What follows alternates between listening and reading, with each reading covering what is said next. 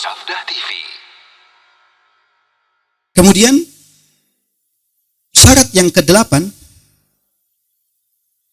an yakfura bit-tawaghit wa hiya al-ma'budat min dunillah wa yu'minu billahi rabban wa ma'budan bihaqqin. Qala Allah Ta'ala, faman yakfur bit-taghuti wa yu'min billahi faqad istamsaka bil-'urwatil wuthqa lan fisama laha. Wa qala sallallahu alaihi wasallam, man qala la ilaha illallah wa kafara bima yu'badu min dunillah haruma maluhu wa damuh. Syarat yang ke-8 dari syarat kalimat la ilaha illallah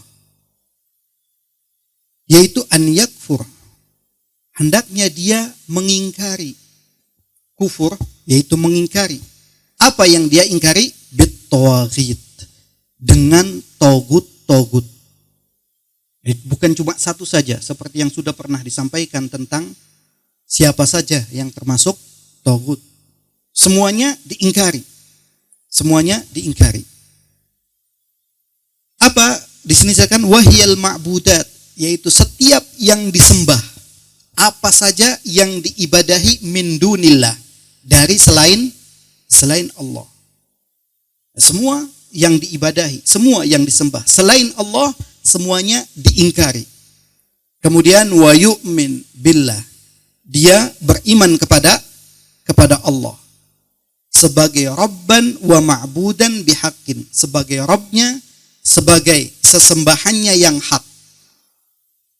Allah Subhanahu wa ta'ala berfirman di dalam surat Al-Baqarah ayat 256, faman yakfur bit-taghut, maka barang siapa yang ingkar, yang kufur kepada taghut, wa yu'min billah, dan dia beriman kepada Allah Subhanahu wa ta'ala. Perhatikan di dalam ayat ini Allah Subhanahu wa ta'ala menyebutkan apa? Dua hal. Dan dua hal inilah tadi yang disebut sebagai apa? Rukun. Rukun kalimat la ilaha illallah. Apa rukunnya tadi? An-nafyu wal itsbat. Mana yang menafikan? Yang pertama, faman yakfur bit-taghut, barang siapa yang ingkar, yang mengingkari taghut. Ini termasuk apa? Yang dimaksud dengan nafyu, menafikan apa saja yang disembah, apa saja yang diibadahi dari selain Allah. Kemudian syarat rukun yang keduanya apa? Al-itsbat, menetapkan wa yu'min billah, dia beriman hanya kepada Allah, tidak mengimani taghut, tidak mengimani apa saja yang disembah selain Allah Subhanahu wa ta'ala. Kemudian Allah Subhanahu wa ta'ala menyebutkan apa yang akan dia dapat, faqad istamsaka bil urwatil wuthqa, dan maka sungguh dia telah berpegang teguh dengan tali yang sangat kokoh. Ini termasuk nama lain dari kalimat la ilaha illallah. Kalimat la ilaha illallah disebut juga dengan apa? Al-urwatul wuthqa. Tadi al-kalimatut thayyibah. Nama lainnya juga al-urwatul wuthqa, yaitu kalimat la ilaha illallah, yang siapa berpegang teguh dengannya, dia berpegang teguh dengan kalimat la ilaha illallah, kalimat yang sangat teguh, lan fisama laha, yang tidak akan terputus. Ini merupakan jaminan dari Allah Subhanahu wa ta'ala ketika seseorang merealisasikan dua rukun dari kalimat la ilaha illallah, menafikan apa saja yang disembah selain Allah dan menetapkan peribadatan itu hanya bagi Allah Subhanahu wa ta'ala semata.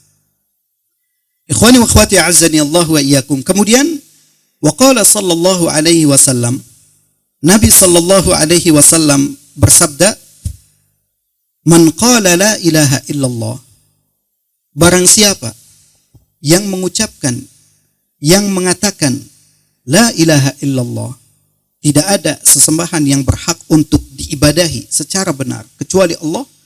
Kemudian apa? Wa kafara.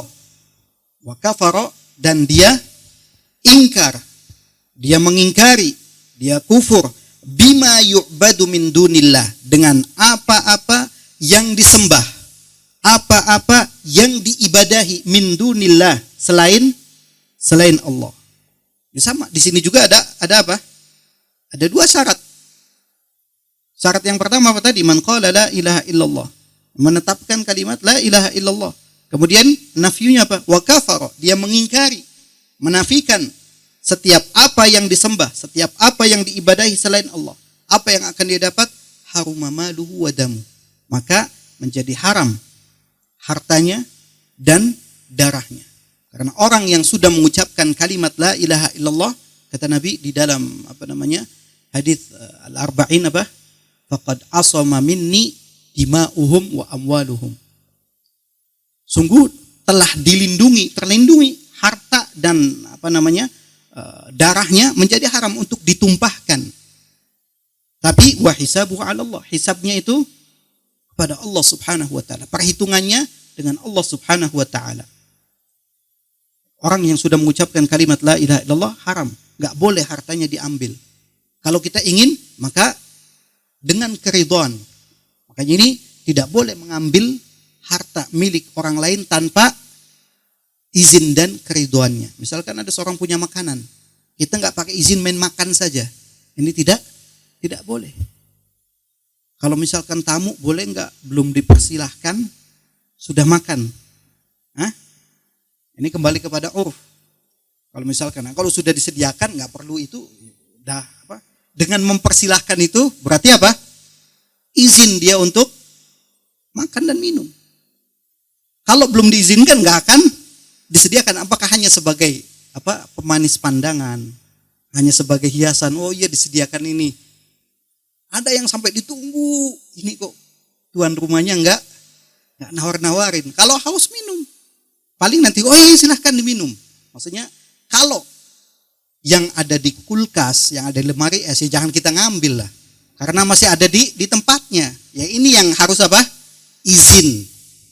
Saya pengen minum air dingin, karena mungkin dia misalnya terbiasa minum air dingin, lihat aduh panas. Jangan kemudian nyelonong ngambil ke lemari es, nggak boleh. Haram. Harta kaum muslimin itu haram.